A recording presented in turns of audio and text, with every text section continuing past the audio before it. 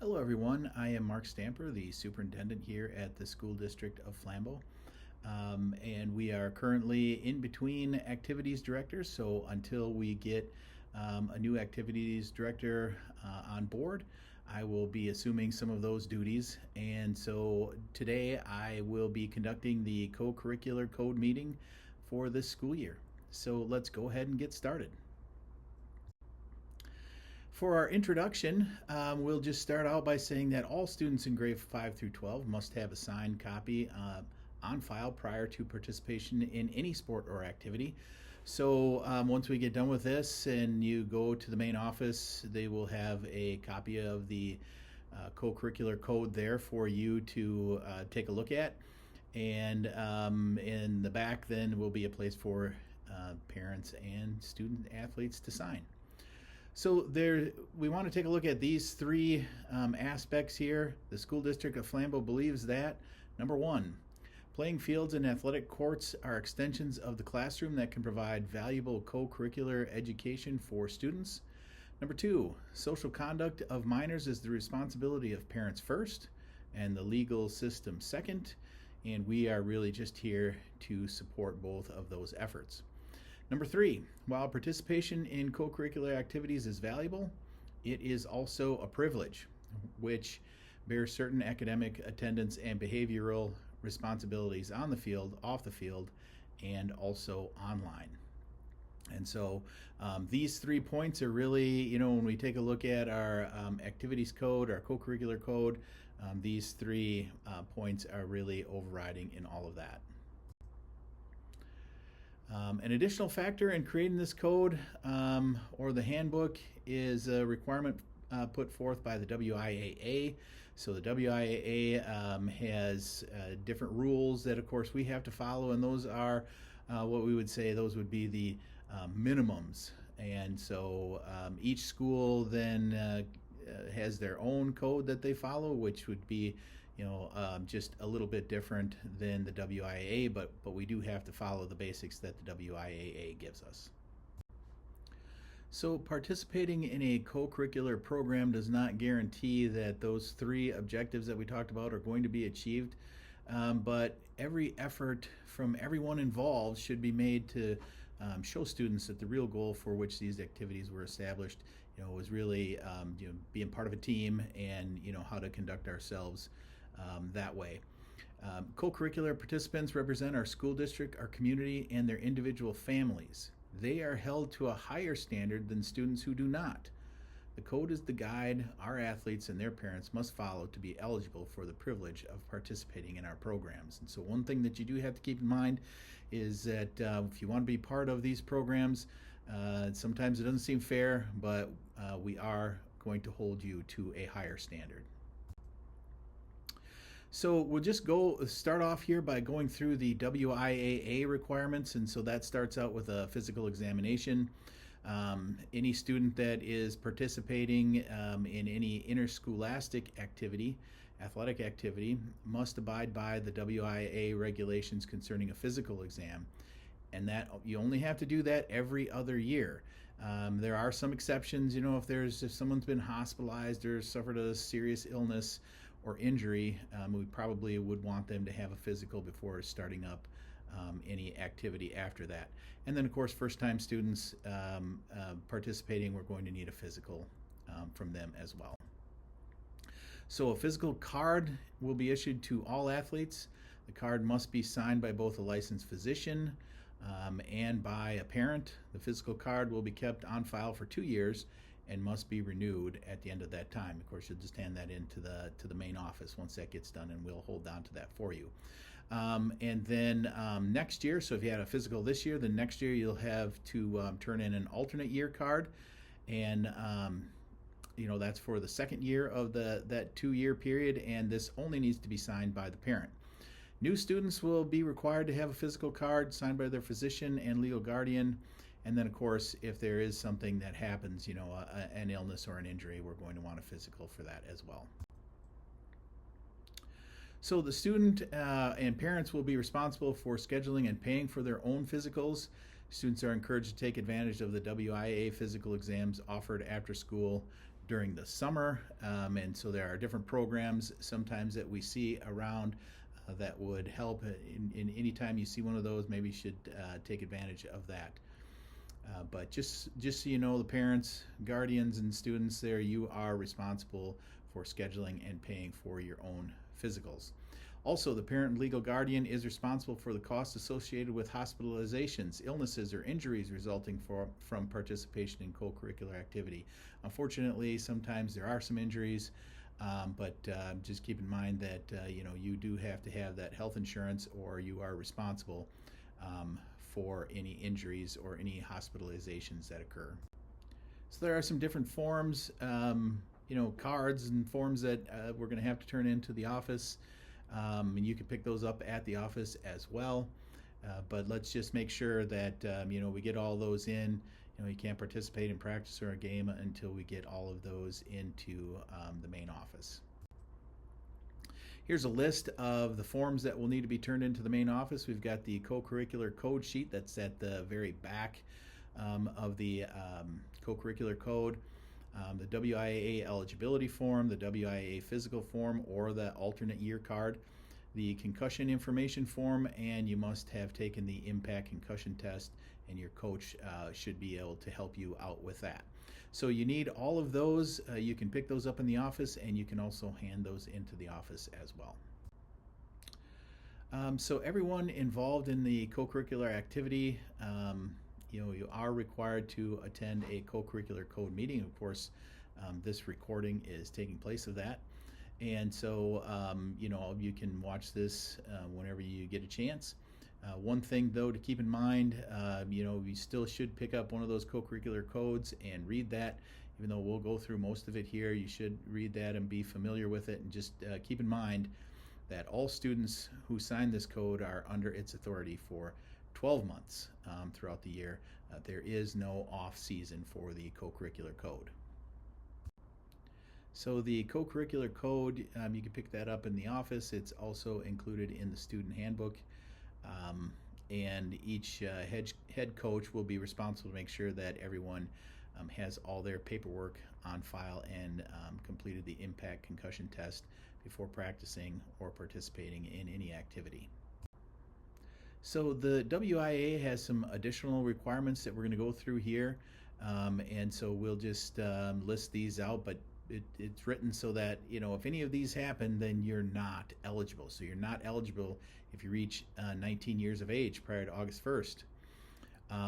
If you've attended more than 8 semesters after entering grade 9, or if your 7th or 8th semesters do not follow consecutively.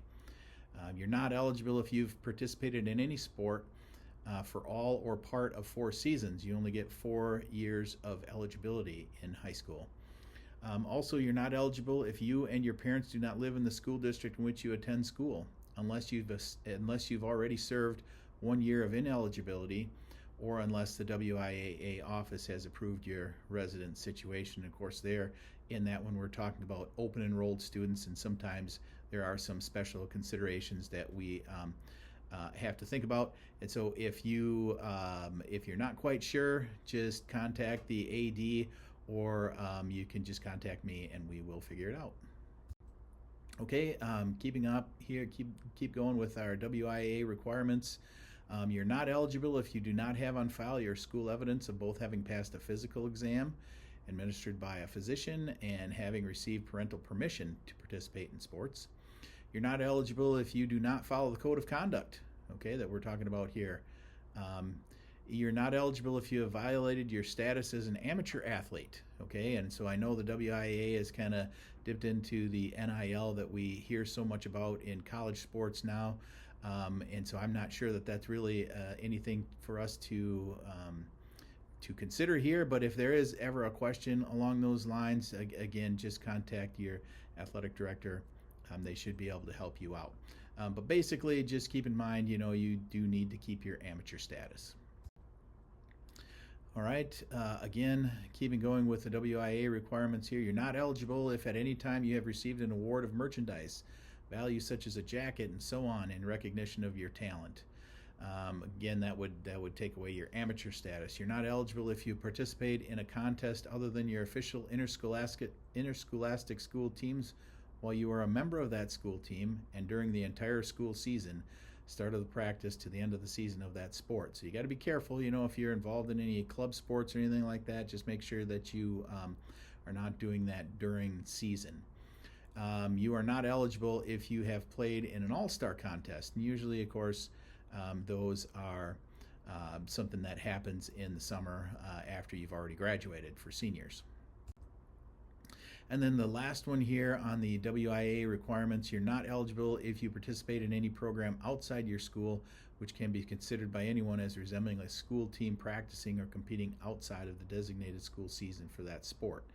And lastly, you're not eligible if you let anyone besides your parents pay a fee for specialized training like summer camp, or if you're instructed by your school coach outside of the season of sport. And so there's different rules that the WIAA has for those sorts of things. And again, we're just making sure that you keep your amateur status. Okay, so now kind of done with the WIAA requirements and getting a little more specific into just Flambeau's Co-Curricular Code. And so now we're talking about academic eligibility here. So academic eligibility is based on weekly grades as of the end of the day on Friday.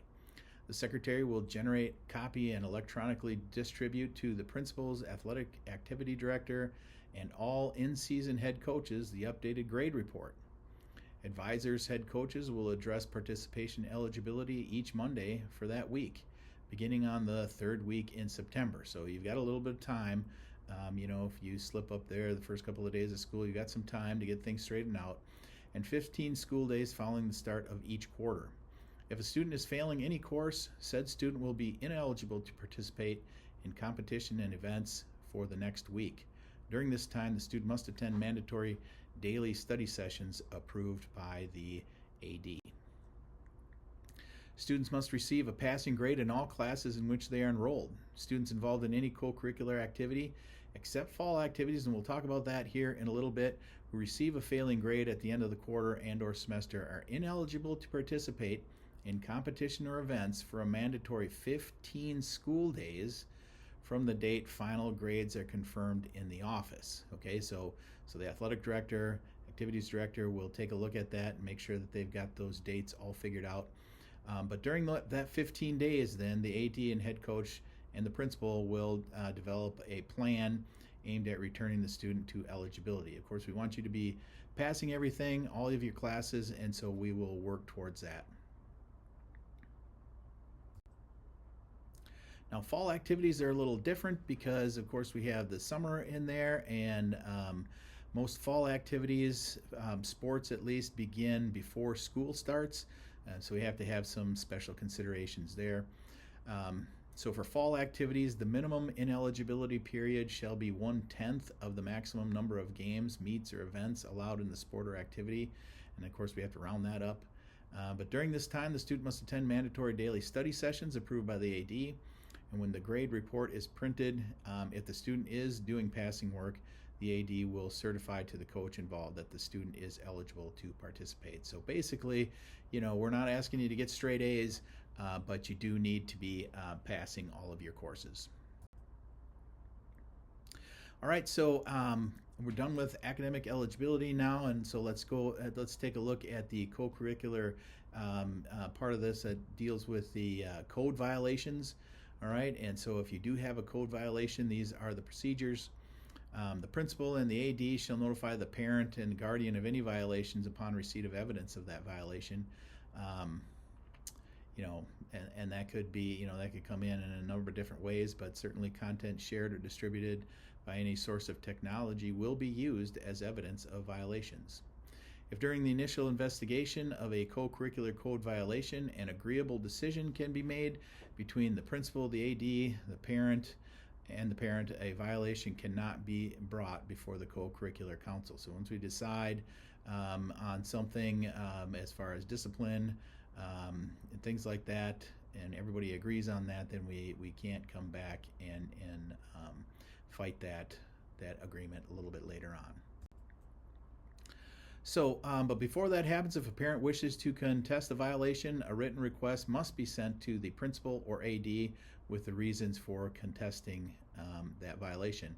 Participants who are charged with a major violation of any kind and you contest that violation will be suspended from all practices and events until the Co-Curricular Council can meet and act upon that.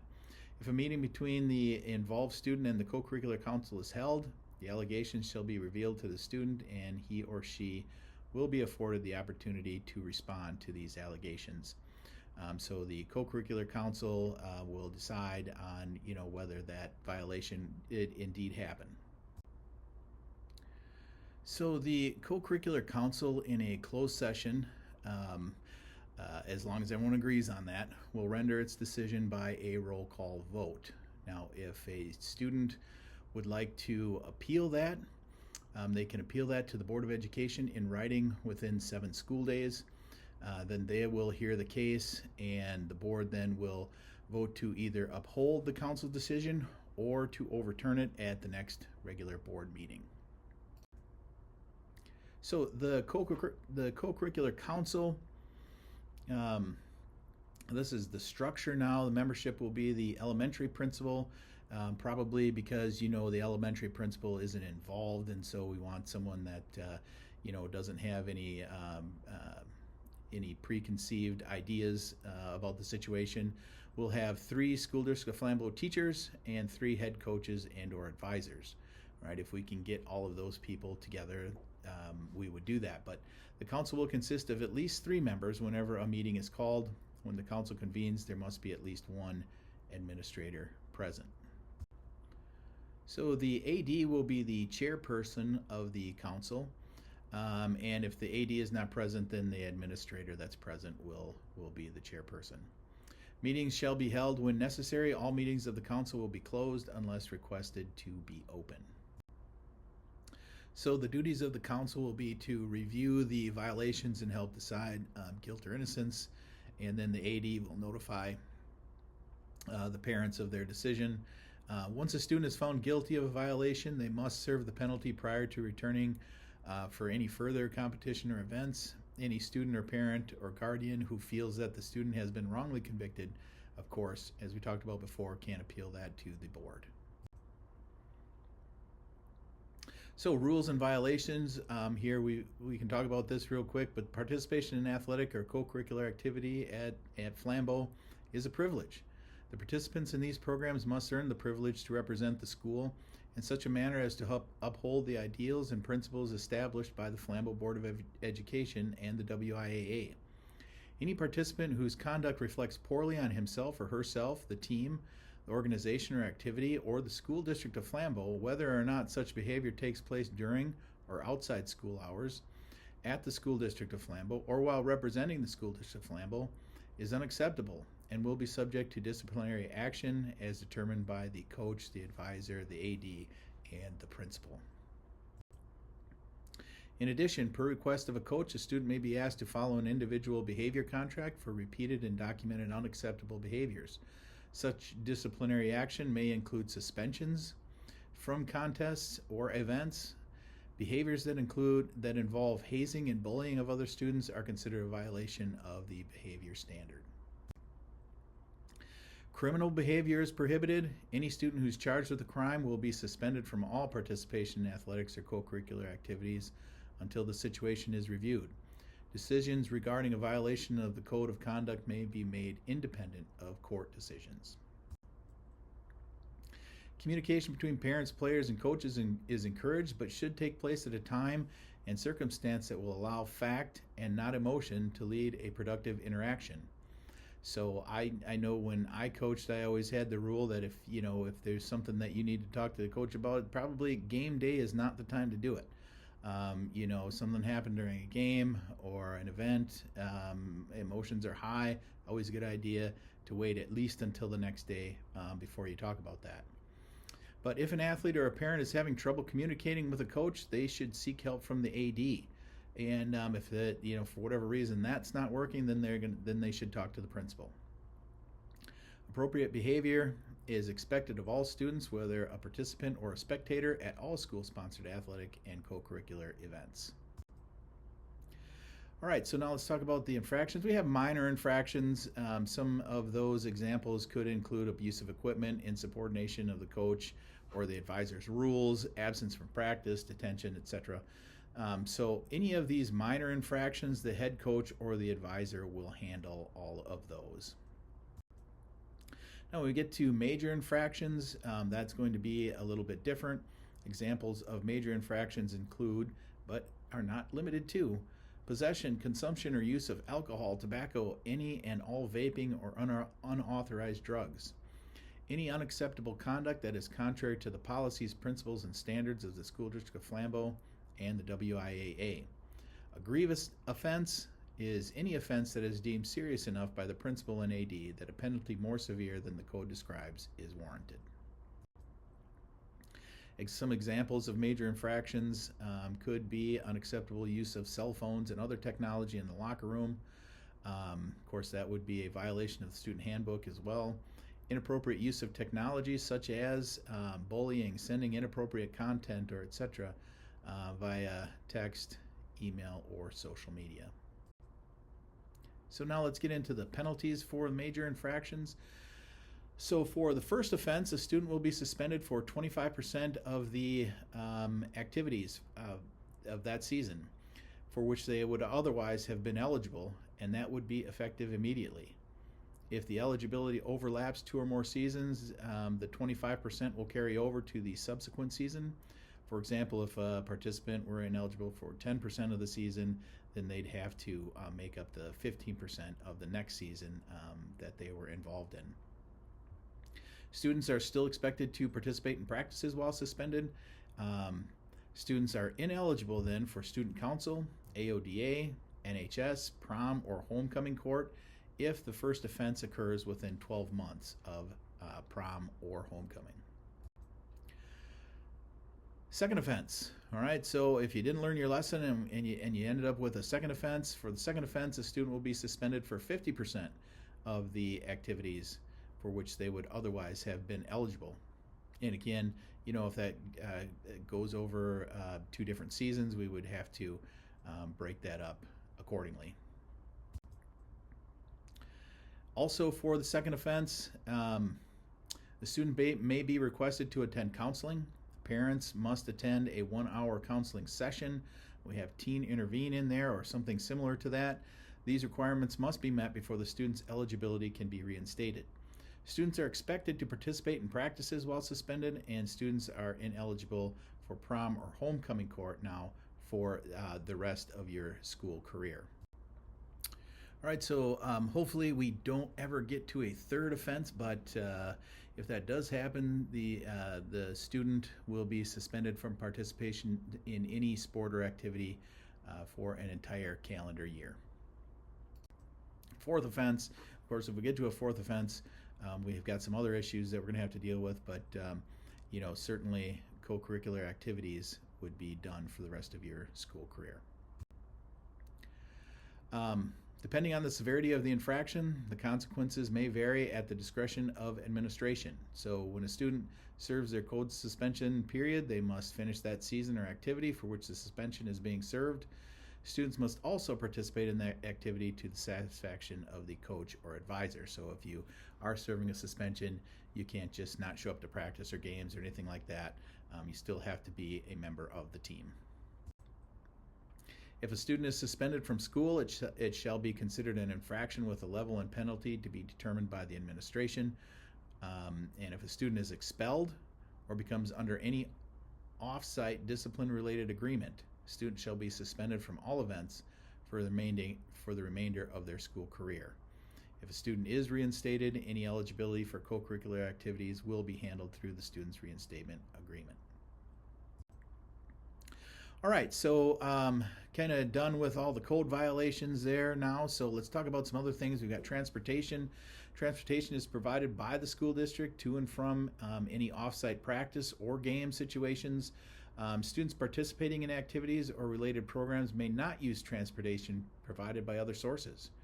Requests for an exception to this rule will only be approved if the parent provides written permission signed by both parties on the school district transportation form. And that has to be done now at least 24 hours prior to the event. Handwritten notes will not be accepted. The school district transportation form is available in the school office or on the athletics page of the website. The school reserves the right to make any additional contact to verify permission.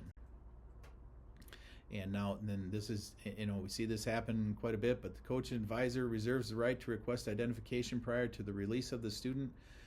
If it's someone that the coach maybe doesn't know, students will not be released to be transported by any other minor. All right, even with written permission from the parents or guardians, going home after a game with someone else who is a student is just not acceptable. The Board of Education waives all liability for the student's safety when transportation not provided by the school district is utilized. All injuries and accidents other than emergencies must be reported immediately by the student to the coach or advisor. Unfortunately, there are some injuries that happen in athletics, and so try to be careful, but sometimes those things just cannot be avoided. So the coach then must fill out a student accident report and file it with the district office within 48 hours of the injury. In the case of an emergency, the coach will contact the parent and the administration immediately. Parent is responsible for medical expenses. We talked about that before. So continuing with our general policies now, responsibility for school equipment. Some of the stuff is very expensive, so all school-owned equipment or uniforms are the physical and financial responsibility of the student. So when we give those to you, you really do need to take care of those. Responsibility for equipment or uniforms does not end until the student personally hands the equipment or uniform over to the coach. Equipment and uniforms are expensive and should be protected from damage, loss, or theft by responsible laundering, handling, and protection. All right, attendance procedures. So I know sometimes we get caught in this one, so just make sure that you're paying attention to this. All students are expected to attend every event and practice session. If for any reason they are unable to attend practice, they must clear it with their coach in advance, or it will result in an unexcused absence. Each coach will deal with the violation in a way that he or she feels is appropriate. So now a full day's absence from school. Now we're talking a full day's absence due to illness makes a student ineligible to practice or participate in that day's event. If a student is absent the afternoon of a practice or event, they will not be able to participate unless the absence is prearranged and it's an excused absence. And now this is for something that's afternoon, so 12 p.m. Unexcused prearranged absences, or I'm sorry, not unexcused, excused prearranged absences, such as doctor and dentist appointments and other things, of course, come up. Must be shown to the attendance officer no later than the day before the day the absence is to occur. Okay, so you got to have an absence tomorrow. That has to be, that arranged absence has to be okayed with the attendance officer today, all right, if there's going to be an absence tomorrow. Parents can call the school and leave messages on the answering service. If leaving from school for an appointment, you must sign out and back in at the front office. Now, sometimes emergencies happen and, we couldn't get something prearranged, and if that happens, just contact the AD or the principal, and hopefully we can come up with a solution.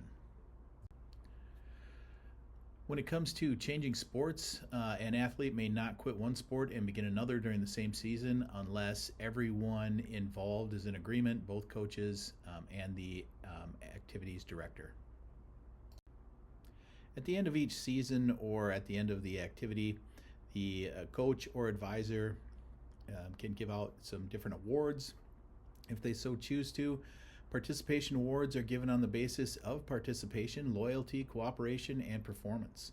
At the close of each season, the coach makes his or her recommendations as to which students will receive these awards. When it comes to varsity letters, for the first year, you will receive a varsity letter, an insignia pin, and a bar. But then after that, you're only going to get one letter and only one insignia pin for, let's just say, wrestling. right? But for every year that you letter after that, you'll get another bar. If you letter in another sport, let's say you letter in baseball, then you would get an insignia pin for that and a bar for each year that you letter. So what activities now are governed by the Co-Curricular Code? Well, we have a lot of them, all right? So I'm not going to read through these, but you can certainly see we've got 3 slides of them, but it's really good because, it's nice to have all these different activities for our students to be involved in. Everything from clay targets, Spanish club, student council, you name it. National Honor Society, esports. I guess that's kind of a new one, but all of these, it just is really good for everyone to be involved in. Okay, so then we are now to the end of the presentation, and this is at the back now of the Co-Curricular Code. We have this sheet that needs to be signed. Put your student's name at the top. Student athlete needs to sign that and date it, and then the parent needs to sign and date as well. Again, make sure that that is one of those things then that we have to hand into the main office. All right, so that concludes our meeting.